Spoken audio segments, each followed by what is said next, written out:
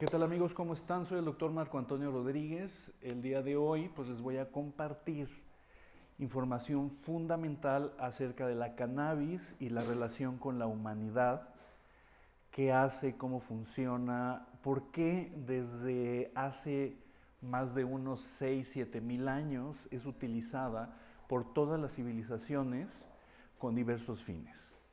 Vamos a comenzar y sé que esto les va a ayudar muchísimo para entender muchísimos conceptos. Ok, el primer punto es entender el ecosistema. Nosotros vivimos en el planeta Tierra y en este planeta existen millones de especies vivas. Desde el plancton, desde los peces en el fondo del mar, desde millones de plantas, insectos, etcétera. Y todos vivimos en un ecosistema donde todo tiene un porqué de existir, todo tiene una razón. Cada especie de planta y animal es fundamental para que cientos o miles de especies puedan sobrevivir, ya sea como que sirven como comida, como alimento, como medicina, como veneno, como protección, como lugares. Por ejemplo, los árboles sirven para que las aves descansen, coman, puedan vivir. Entonces las aves dependen de los árboles y de cada especie de ave depende de ciertas especies de árboles. Todos estamos relacionados, todos somos medicina para algunas especies, todos somos veneno para otras especies y no hay ni una sola especie viva que no tenga que ver con la supervivencia y la curación de muchos otros. Esto es muy importante comprenderlo.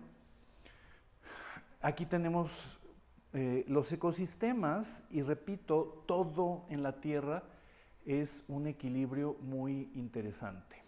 Vamos a ver, sigue, ok. En el caso del hombre, el hombre es absolutamente dependiente pues, de muchísimas especies. Dependemos de los árboles, ¿por qué? Porque los árboles y los arbustos son los que crean el oxígeno, son los que han creado la atmósfera tal y como es. Dependemos de los árboles para tener nuestras casas, para crear arte, instrumentos musicales. Los árboles nos han dado muchísimo y nos han, no importa, nos han permitido evolucionar, tener casas, tener techos, tener calor. El hombre depende de los árboles. Ya no hablemos de las frutas y las legumbres. El hombre es absolutamente dependiente de las verduras, de las leguminosas. ¿Por qué? Porque todas estas plantas nos dan las vitaminas para que podamos existir, para que podamos respirar, crear huesos, crear colágena, crear piel. Sin el consumo de verduras, por ejemplo, que tienen la vitamina B en todos sus complejos, la vitamina D, la vitamina C, por ejemplo, los cítricos. Si nosotros como humanos dejásemos de consumir cítricos, nuestros huesos se vuelven frágiles, débiles y se deforman, nuestra piel se vuelve frágil, los dientes se caen, solamente si dejamos de consumir cítricos. Somos dependientes de las zanahorias, los betabeles. ¿Por qué? Porque nos dan vitamina A. Sin vitamina A, nuestras mucosas y nuestra piel no se pueden regenerar y nuestra retina no puede funcionar.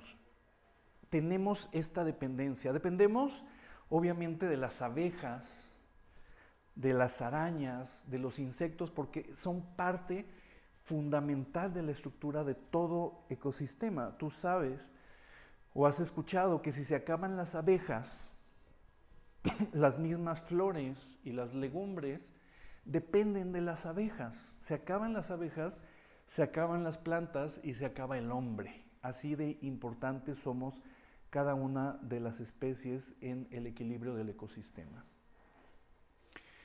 Dependemos del algodón, del ajo, ¿sí? E inclusive vamos a tener plantas también que existen como medicinas a través del olor, a través de sus aceites, ¿ok? Las plantas nos dan el vestido, las plantas indirectamente producen la seda a través de los gusanos, producimos el algodón, ¿sí? Y de las mismas plantas dan el alimento a los borregos para que podamos tener lana. Las plantas nos dan todo. Esta es la relación que tenemos con todos los vegetales.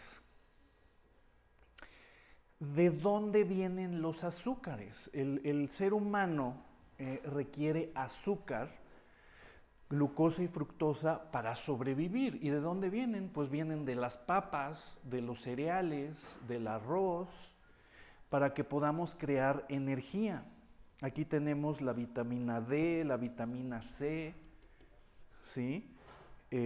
Aquí tenemos la vitamina B12, que es fundamental para poder crear eritrocitos. Y aquí tenemos la vitamina A, ¿ok? Entonces, las plantas, nosotros vivimos del maíz, del trigo, del centeno, de la papa. Cada planta que existe en el planeta tiene un rol, tiene un papel en la existencia y la evolución del ser humano. Ahora, hay un tema muy interesante que ha sido muy satanizado del siglo XX al siglo XXI realmente. Antes no existía esta satanización, que es así como las plantas nos dan las vitaminas, nos dan protección, nos dan ropa, hay plantas que nos dan curación, que permiten al cerebro funcionar de una manera más fuerte, más poderosa, entender cosas que regularmente no se pudieran entender, que son plantas, repito, que modifican los neurotransmisores dentro del cerebro. Hay teorías muy interesantes de cómo los hombres de Neandertal, los hombres de la prehistoria, a través de comer estas plantas, entendían y rompían paradigmas acerca de cómo manipular la naturaleza y cómo manipular sus sociedades. ¿Okay? Hay teorías donde se relaciona el consumo de hongos, psilocibe, hongos alucinógenos, con la evolución de muchas culturas. Si tú estudias las culturas antiguas, desde Egipto, la India, China y Australia, Norteamérica, Centroamérica, en todas las culturas antiguas, estas plantas, que son las plantas que afectan el funcionamiento del cerebro, tenían un rol muy importante en la religión, en el gobierno y en la evolución de la misma cultura.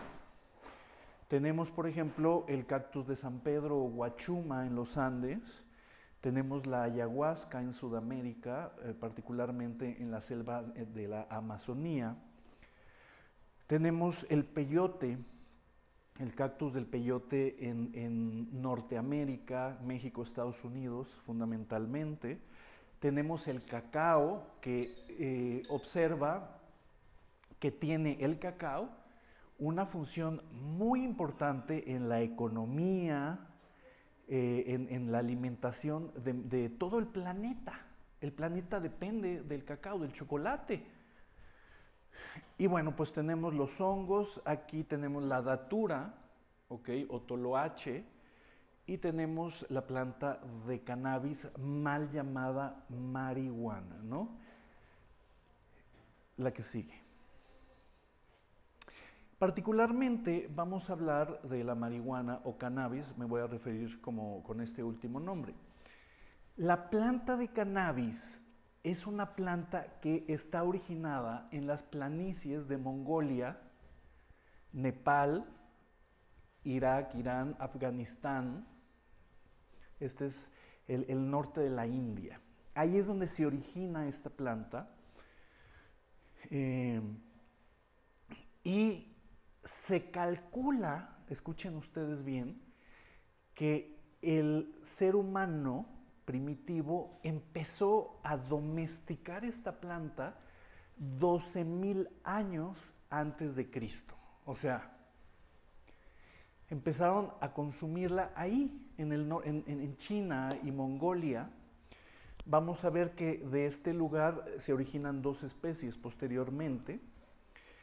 De esta planta, los primeros datos de utilización en la cultura china es de 4,000 años antes de Cristo. Ya se utilizaba de manera medicinal en China para problemas mentales, para parto, para dolores. Era un analgésico muy importante. En esto 4,000 años. 2,000 años antes de Cristo pasa a Corea y a Japón, y también es utilizada en esta zona. 1,000 años antes de Cristo, la planta emigra a través de las migraciones de seres humanos a la zona de Tailandia, Indonesia, a todas las islas. Y también 2,000 años antes de Cristo, esta planta entra a la India, en donde tiene un rol fundamental tanto en sociedad como en ceremonias religiosas. 2,000 años antes de Cristo también llega a Turquía, Medio Oriente, todo lo que es Palestina ahorita. Y aquí muy interesante, 1200 años después de Cristo, llega a Grecia, a Roma, a Alemania, y a Inglaterra llega en el año 1200 después de Cristo como medicinal. De manera muy interesante, 2,000 años antes de Cristo llega a los países escandinavos, donde para las culturas vikingas era una situación muy importante la marihuana. En los restos arqueológicos, tanto en los países nórdicos como en Islandia y en Groenlandia, se sabe que todos los barcos vikingos llevaban esta planta como medicina para infecciones, para heridas de guerra, ¿ok? Y probablemente con fines religiosos también. Esta planta pasa a África, se calcula unos 700 a 800 años después de Cristo, y llega a lo que es ahora Sudáfrica en el año 1400 después de Cristo. Es de África donde los esclavos son tomados por los europeos. En África la cannabis era utilizada con fines religiosos por las religiones yoruba y todas las santerías que tenían ahí. Y cuando vienen los esclavos con los portugueses a Brasil, con los españoles a Cuba, y por este lado con los colonizadores ingleses al norte de los Estados Unidos, llega la cannabis a África aproximadamente en el año 1800-1700. ¿Ok? Se empieza a desarrollar en Brasil, con todas las culturas de los esclavos, el uso de esta planta, y va emigrando hacia Norteamérica, donde se calcula que llega por ahí del 1800 a México y a Estados Unidos, donde también era utilizada por los esclavos. Y este tema de que eran ellos quienes lo utilizaban, hicieron que el hombre blanco, los españoles, los ingleses, empezaran a ver con desprecio el utilizo de esta planta. Esta es la historia. Ahora, hay un punto muy importante en este mapa. Vamos a tener dos climas en los cuales la planta de cannabis se desarrolló. Los climas rudos de Asia, que son secos, que son muy fríos, que son climas donde las plantas no aguantan, a menos que sean muy fuertes. En estos climas se creó una planta que se llama índica. Índica viene de la India, ¿okay? Del norte de la India. Las plantas índicas son plantas muy resistentes, chaparras, fuertes, llenas de, muy frondosas, que necesitan esta estructura fuerte para resistir el clima montañoso de Afganistán, de Irak, de Mongolia.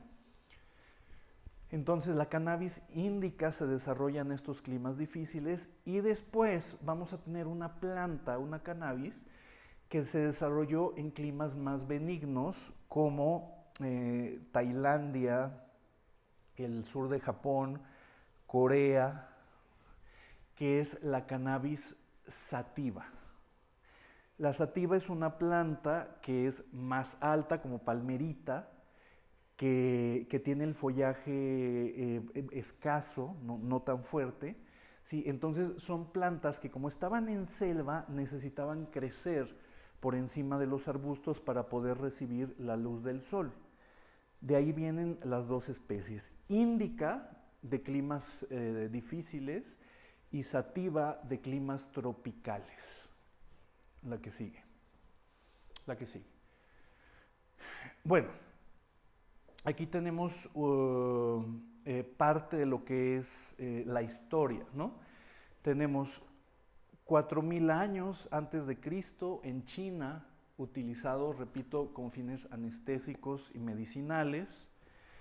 Vamos a tener en la India el Ayurveda, ¿sí? La medicina hindú toma esta planta como una de sus plantas centrales para tratamiento. De ahí pasa a todo lo que es la medicina de Medio Oriente, con los árabes, con los griegos, romanos, toda la cultura latina. En la época de Napoleón fue utilizada en Europa, ya había comentado de los vikingos. Prácticamente en todas las civilizaciones que dieron origen a las culturas modernas, esta planta siempre tuvo un rol central. La que sigue, otra. Bueno, aquí dice, la creación de una amenaza. Vamos a ver que, ¿se acuerdan que llega más o menos 1900, 1910 a través de los esclavos, tanto por el Norteamérica como por México llega a Estados Unidos? Les había yo comentado que los blancos veían el utilizo de esta planta como brujería por parte de los nativos, de las religiones sincréticas. Entonces, en 1906 el presidente Roosevelt firma un acto donde se empieza a limitar o se empieza a alertar a las personas del uso de esta planta, ya que creían que estaba relacionado con la brujería. En 1931 Estados Unidos prohíbe el uso de esta planta definitivamente, considerándola como algo muy peligroso. Y en 1934 se crea una de las actas más importantes en contra de la prohibición de sustancias que alteran el pensamiento o el funcionamiento cerebral. ¿Ok? Pero desde que hubo la prohibición en los 1940s en Estados Unidos, empiezan los movimientos pro marihuana, obviamente de manera muy subterránea, ¿sí?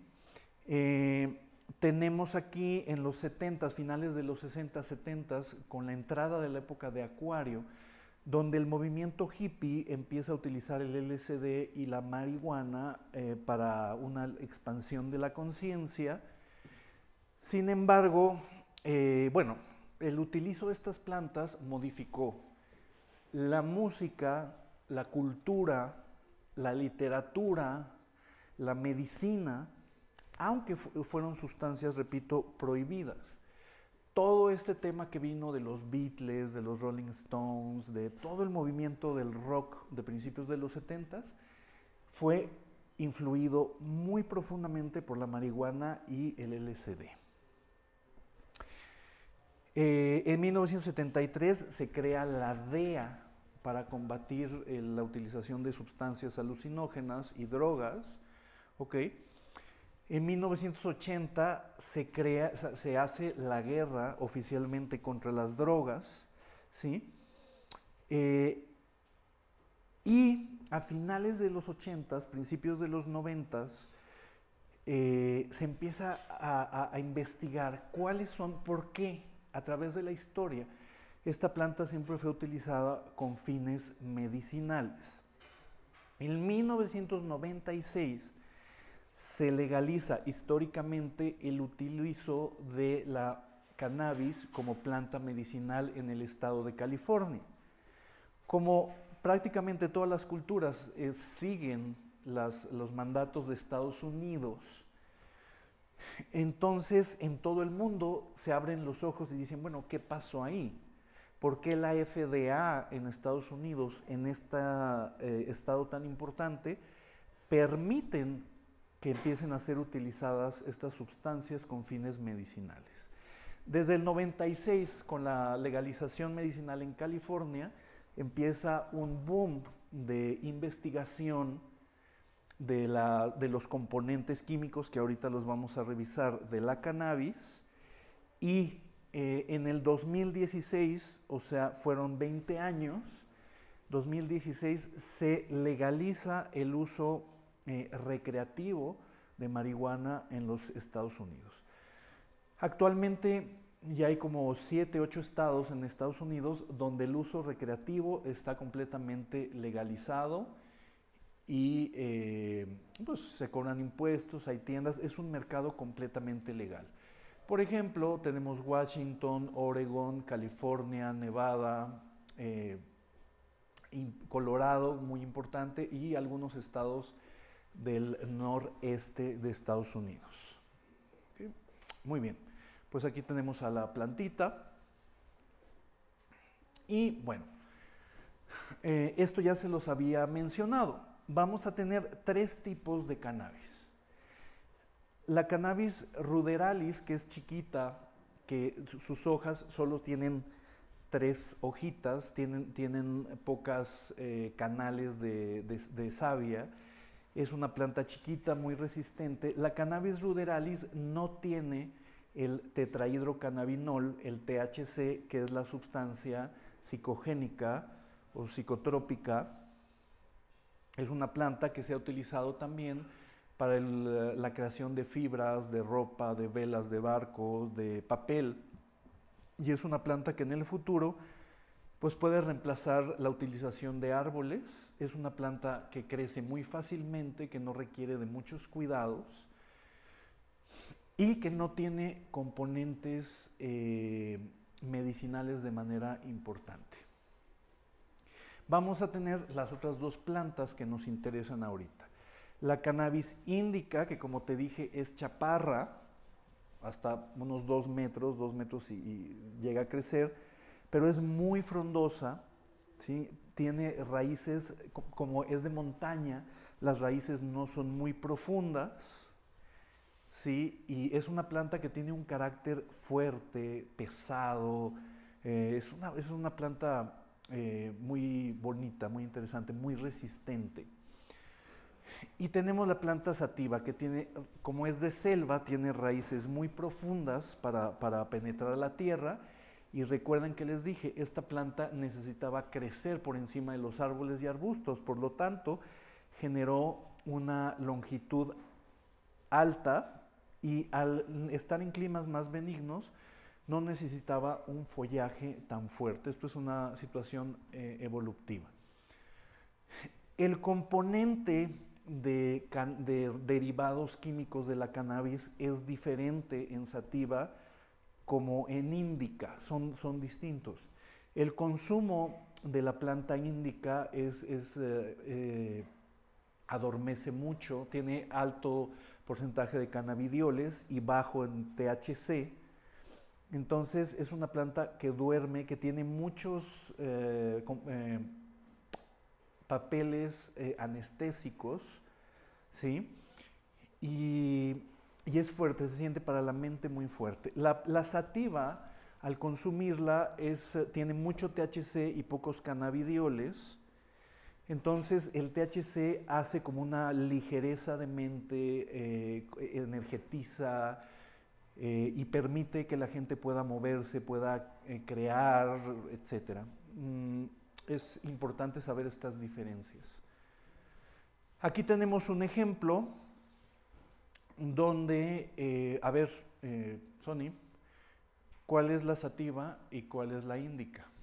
Está muy fácil de ver. La sativa es la grande, ¿no? ¿La sativa cuál es? ¿La de acá? Ajá. ¿Por qué? Está más grande. Pero tiene La otras... índica en teoría está más chiquita. Hojas más gruesas. Hojas más.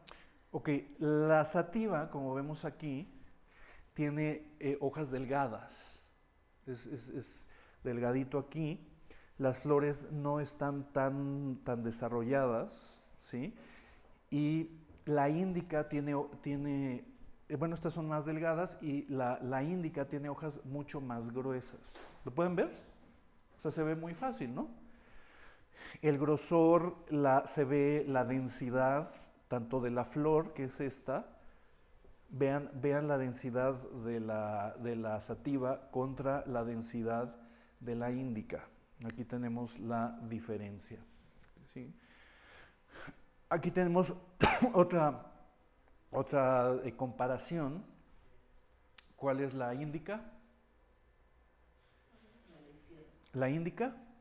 ¿Cuál es? La índica. La sativa debe ser. Ok, ¿por qué?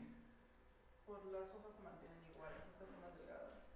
Ok, observa la delgadez de la sativa, ok.